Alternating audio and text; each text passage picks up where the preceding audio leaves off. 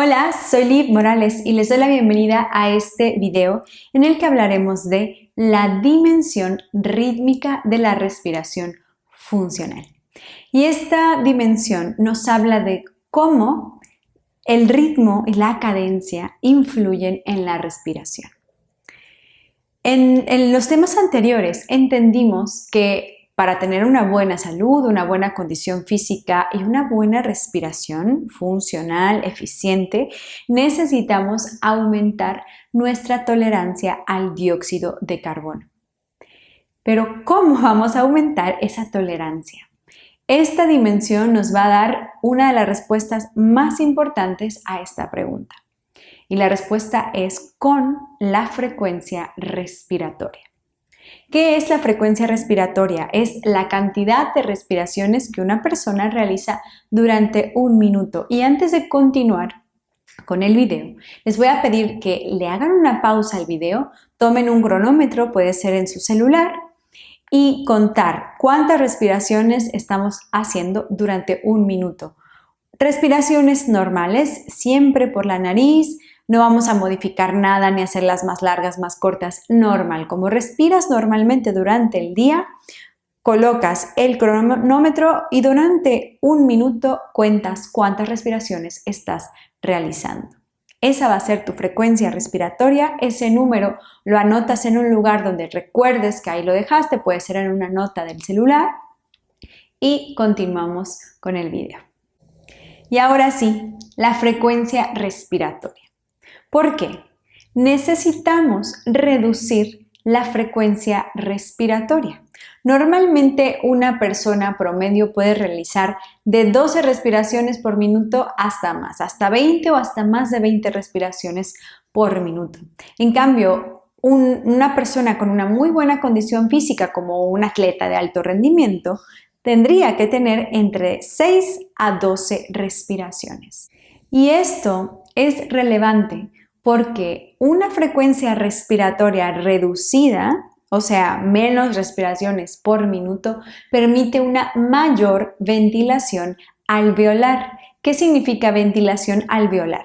Es la cantidad de aire, de ese aire que respiramos, de ese aire es la cantidad de aire que llega hasta los alvéolos. Los alvéolos son estos saquitos de aire que se encuentran al final de esas ramificaciones que vemos en los pulmones. Al final hay unas bolsitas de aire que es realmente ahí donde ocurre el intercambio gaseoso. O sea, ese aire que alcanza a llegar hasta los alvéolos es el que nos importa porque es el que va a intervenir realmente en el proceso para oxigenar a nuestro cuerpo. El resto de aire que se queda antes de llegar a los alvéolos, ese aire no se involucra en la oxigenación, entonces no nos interesa. ¿Y por qué la frecuencia respiratoria influye? Por ejemplo, si una persona realiza 12 respiraciones por minuto, va a tener una ventilación alveolar de 4.2 litros. Del aire que respire, van a llegar 4.2 litros hasta los alvéolos y ese aire se va a aprovechar para la oxigenación.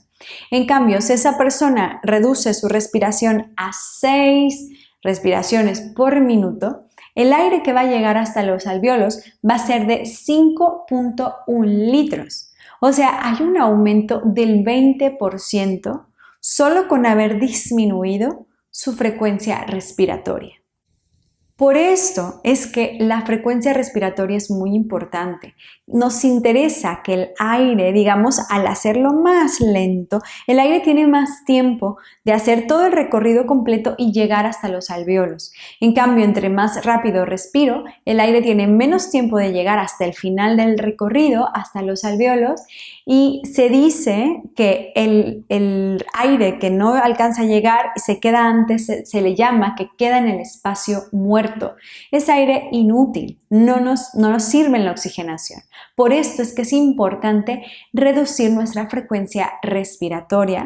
Además que si disminuimos la frecuencia respiratoria, vamos a disminuir la quimiosensibilidad al dióxido de carbono, o sea, esa quimiosensibilidad que los quimioreceptores de los que hablábamos en el tema de la dimensión bioquímica, esos quimiorreceptores que se encuentran en el tronco encefálico van a ir entrenándose, van a ir entendiendo que necesitan tolerar mayores niveles de dióxido de carbono porque nos estamos acostumbrando a realizar respiraciones muy amplias, muy lentas, con una duración más amplia. Entonces se van a ir acostumbrando a este dióxido de carbono que siempre se va a mantener.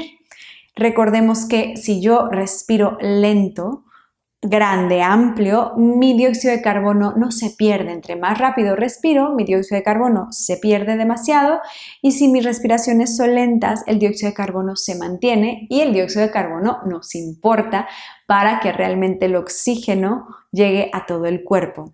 Entonces, son dos puntos muy importantes. La parte de la ventilación alveolar, al respirar lento, el aire va a llegar hasta el final del recorrido, hasta los alvéolos, y voy a tener más aire para la oxigenación.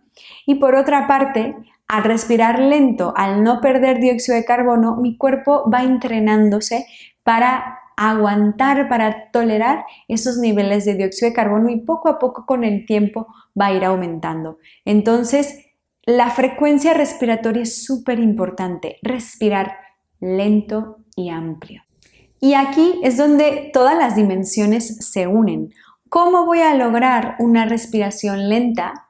Utilizando mis músculos respiratorios, diafragma e intercostales. Si yo no uso mis músculos respiratorios, respirar de manera así lenta es casi imposible. Necesito activar mi diafragma e entrenar mis músculos respiratorios, sobre todo en la exhalación, que la exhalación tiende a hacerse mucho más rápido. Entonces, con estos músculos respiratorios, diafragma e intercostales, vamos a lograr unas respiraciones amplias y vamos a tener una mayor oxigenación.